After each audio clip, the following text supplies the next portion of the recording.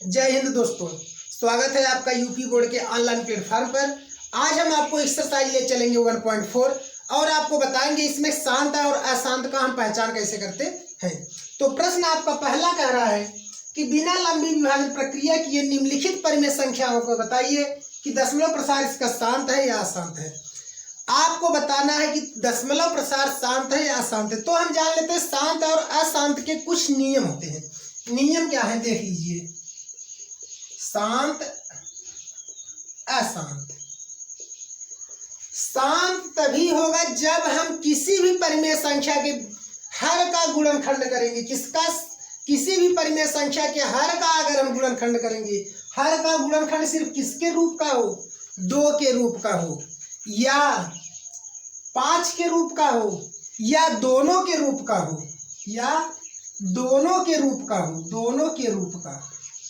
जी हाँ, हमने क्या कहा कि अगर हर का गुणनखंड 2 के रूप का आ जाए पूरा या 5 के रूप का आ जाए पूरा या फिर किसके रूप के आ जाए, दोनों के रूप का आ जाएगा, तो वह क्या कहलाएगा, शांत कहलाएगा। वह परिमेय संख्या क्या होगा, शांत होगा। अन्यथा अगर 2 या 5 के अलावा 2 या 5 के अलावा अगर कोई अन्य तीसरी संख्या आ जाती है तो वह तुरंत क्या हो जाएगा, अशांत हो जाएगा। हमने क्या कहा कि 2 और 5 के अलावा चाहे 2 आए या 5 आए या दोनों आए, इसके अलावा अगर कोई तीसरी संख्या आ गई तो वह तुरंत क्या बन जाएगा, अशांत बन जाएगा। अब देखिए सवाल कर रहा है 13/31/25 आपको बताना है शांत है अशांत है। आप 31/25 का गुणनखंड कर लीजिए, 31, 25 का गुणनखंड कर लीजिए। तो लास्ट में कभी भी अगर किसी संख्या के लास्ट का अंक 5 है तो हमेशा और हमेशा वो 5 से कटेगा ही कटेगा, इसलिए हम इसको 5 से काटेंगे ही। देख लीजिए तो होगा क्या, 5 से काटेंगे, 5 6 30, 1 बचा हो गया 12, 5 दूना 10, 2 बचा 25, 5 5 25। फिर 5 से काटेंगे, 5 1 5, 1 बचा 12, 5 दूना 10, 2 बचा 5 5 25। फिर 5 से काटेंगे, 5 दूना 10, 2 बच गया 5 5 25। फिर 5 से काटेंगे, 5 5 25, फिर 5 से काटेंगे 1। अब देखिए दोस्तों, हमने क्या कहा था, अगर किसी भी हर का गुणनखंड सिर्फ 5 के रूप का हो जाए या सिर्फ 2 के रूप का हो जाए या दोनों के रूप का हो जाएगा तो वह क्या कहलाएगा, शांत कहलाएगा। तो हम लिख सकते हैं 13/31/25 का गुणनखंड कितना हो जाएगा, अगर हम इसको घात के रूप में लिखेंगे 5 घाते 5, इसलिए यह क्या कहलाएगा, शांत कहलाएगा। क्या कहलाएगा, शांत कहलाएगा। दूसरा सवाल है 17/8। 17/8 आपको बताना है कि क्या है। 8 का जब आप गुणनखंड करेंगे तो क्या हो जाएगा, 2 चौके 8, 2 दूना 4 और 2 1 9 2। तो कहने का मतलब हुआ 17/8 को लिख सकते हैं 2 घाते 3। गुणनखंड सिर्फ किसके रूप का हुआ, 2 के रूप का हुआ। तो हमने अभी आपको बताया या तो 5 के रूप का होगा या 2 के रूप का होगा, तो दोनों का मतलब क्या होगा, शांत होगा। तो इसलिए 17/8 बराबर भी आपका क्या बन जाएगा, शांत बन जाएगा। अब चलते हैं सवाल नंबर तीसरे की तरफ। तीसरा देखते हैं आपका क्या है, 64/455। 64/455 देख लीजिए। तीसरा नंबर सवाल आपका कह रहा है कि 64/455। हमने आपको अभी बताया कि किसी भी संख्या का अगर लास्ट डिजिट 5 है तो वह 5 से कटेगा ही कटेगा, इसलिए हम इसको 5 से काटेंगे तो क्या होगा,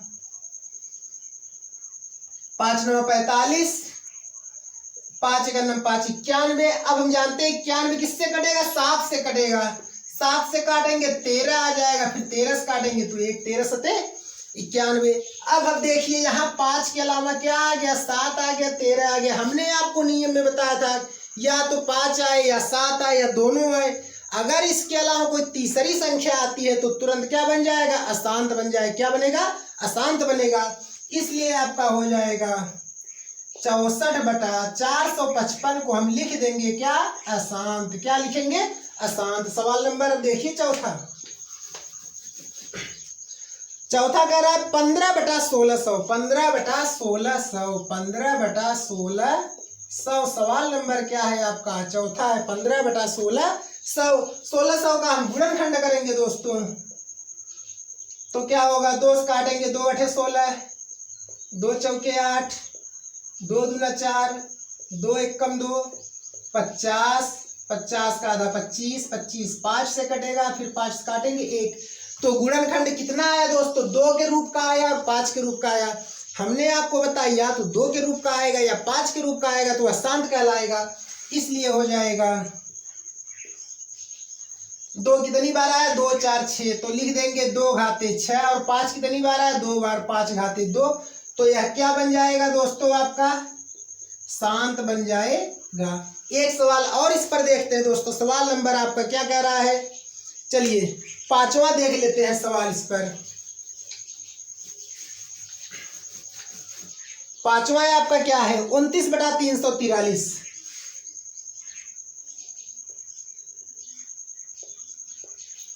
अब देखिए 343 आप ऐसे ही आंख मूंद कर मार दीजिएगा, कभी भी सवाल आ जाए शांत और अशांत पूछ ले। अगर हर सम संख्या के रूप में नहीं है, हर अगर क्या है? सम संख्या के रूप में नहीं है, और इसके अलावा वह 5 का अंतिम डिजिट 5 भी नहीं है। अगर हर सम संख्या के रूप में नहीं है और अंतिम डिजिट, अंतिम संख्या, अंतिम अंक जो है वह भी क्या है? 5 नहीं है इकाई वाला अंक, तो तुरंत ठोक दीजिए क्या? अशांत। क्या लगा दीजिए टिक में? अशांत। या आपका क्या हो जाएगा? 343 अशांत, क्योंकि यह इसमें 5 का गुणनखंड बनेगा ही नहीं। जब विषम है तो 2 का गुणनखंड कभी वो बनेगा ही नहीं, इसलिए आपका यह तुरंत क्या बन गया? अशांत बन गया। अब चलिए सवाल नंबर 6वां देखते हैं। सवाल नंबर 6 आपका है 23 2 घाते 3 5 घाते 2। 23 बटा 2 घाते 3 5 घाते 2। अच्छा हमें ये बताइए, गुणनखंड तो यहाँ पहले ही करके दे दिया है भैया। उसने कहा 2 की घात 3 है, 5 की घात 2 है। हमने आपको बताया कि 2 और 5 के अलावा अगर कुछ न मिले तो वह क्या होगा? क्या होगा बताइए? शांत होगा ना, तो इसलिए क्या हो जाएगा? शांत हो जाएगा। अब चलिए एक और प्रश्न देखते हैं, एग्जाम्पल इसी का 7वां नंबर। एग्जाम्पल कौन सा देखते हैं? 7वां नंबर देखते हैं। 7वां 129 बटा 2 घाते 7। 129 बटे 2 घाते 7, सर 2 घाते 2, 2 घाते 2 है आपका। 5 घाते 7, 7 घाते 5। अभी अभी मैंने आपको बताया, क्या बताया? कि अगर किसी के हर का गुणनखंड क्या हो, 2 और 5 के अलावा कोई तीसरी संख्या मिलती है तो क्या मारेंगे? तुरंत अशांत। क्या करेंगे? अशांत। इसलिए यह क्या बन गया तुरंत दोस्तों? आपका अशांत हो गया। क्या हो गया? अशांत हो गया। अब देखिए दोस्तों प्रश्न दूसरा क्या कह रहा है कि ऊपर दिए गए प्रश्न में उन परिमेय संख्याओं का दशमलव प्रसार लिखिए जो शांत है। कहने का मतलब कि हमने अभी आपको जो पहला सवाल बताया उसमें जो जो शांत आपके परिमेय संख्या थे उनको दशमलव के रूप में आपको बदलना है। तो चलिए पहला सवाल देखते हैं। आपका क्या है? 13 बटा 31 25। तो पहला सवाल हम देख लेते हैं क्या है? 13 बटा 31 25। जी हाँ दोस्तों, अभी हमने 13 बटा 31 25 का गुणनखंड किया था, आपको याद होगा। गुणनखंड हमने कितना किया था? 5 घाते कितना आया था? 5 आया था। एक सबसे बड़ी बात दोस्तों जान लीजिए आज के समय में, कभी भी किसी संख्या को अगर दशमलव में बदलना है तो हर में जितना जीरो होगा आंख मूंद के अंश में उतने ही नंबर के बाद आप दशमलव लगा दीजिए। बात समझ गए? हमने कहा किसी भी संख्या को अगर दशमलव में बदलना है, हर में जितना जीरो मिलेगा अंश में उतने ही नंबर के बाद आप दशमलव को उठाकर लगा दीजिए। अब आपको हर को जीरो के रूप में कब आएगा? जब वह किसका किसका गुणनखंड होगा? सम संख्या गुणे 5 होगा, तभी हर में जीरो का मतलब जीरो का कॉम्बिनेशन बनेगा।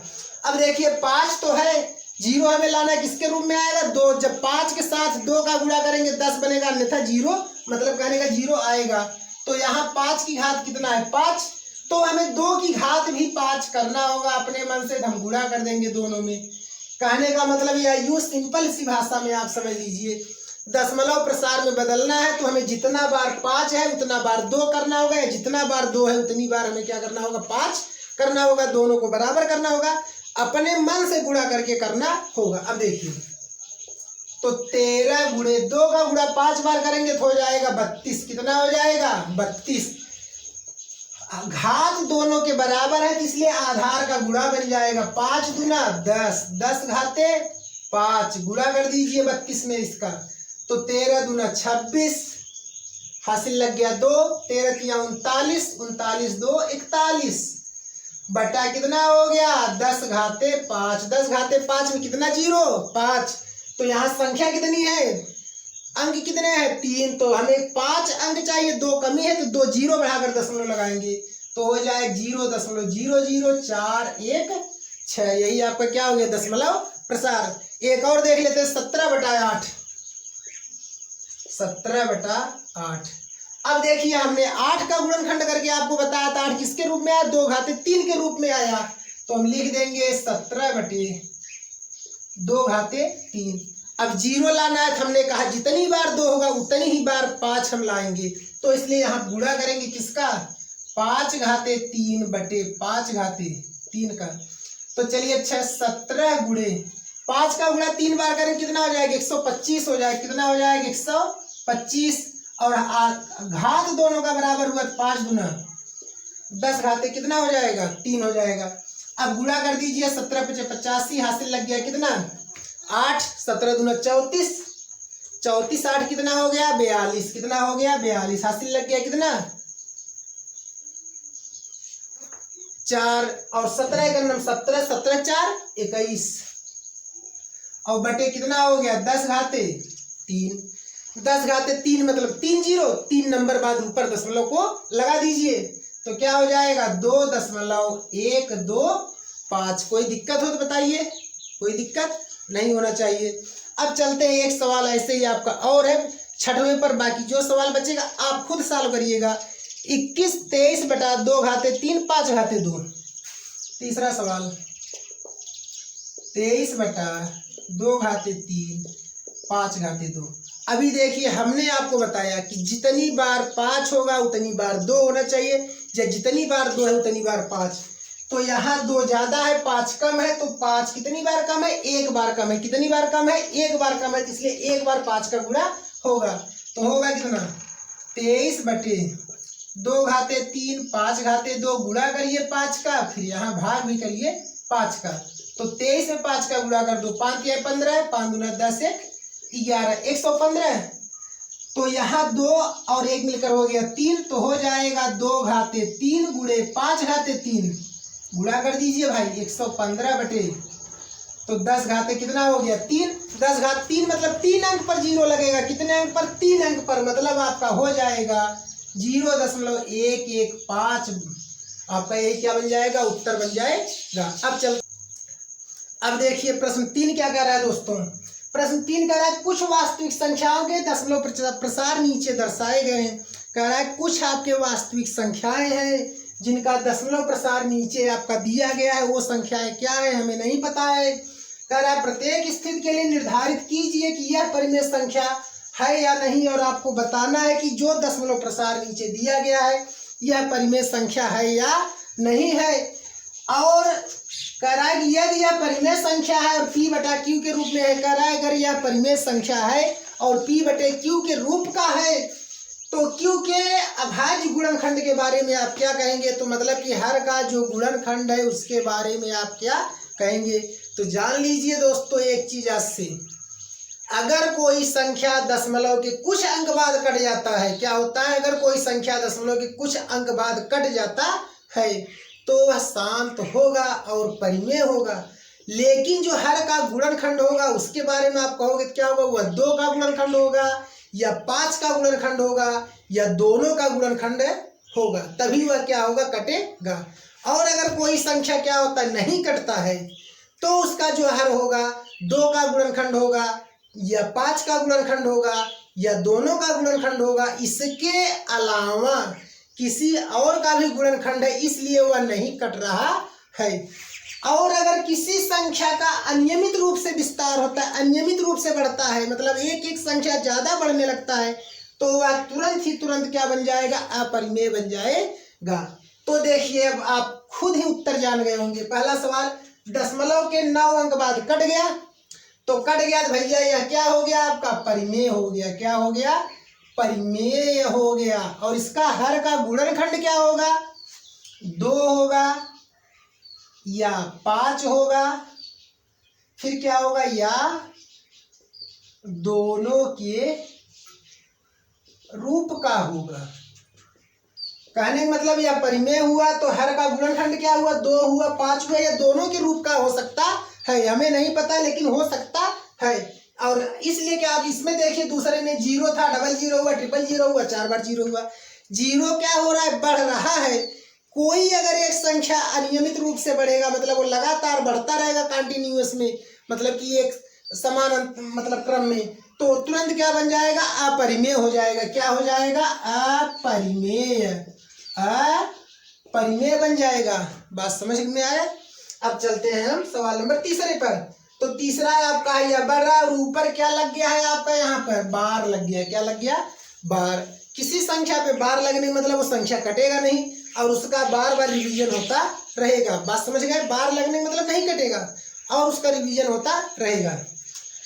तो ऐसी संख्या भी आपकी परिमेय संख्या होगी। जैसे भैया अगर आपको 1/13 करना है, 1/13 को देख लीजिए काट कर, नहीं कटेगा, ठीक है। और दूसरी बात 2/6 को देख लीजिए भाई, 2/6 को देख लीजिए, 3.3333333 करके रूप में आएगा, नहीं कटेगा, अर्थात 3.3 पर बार लग जाएगा।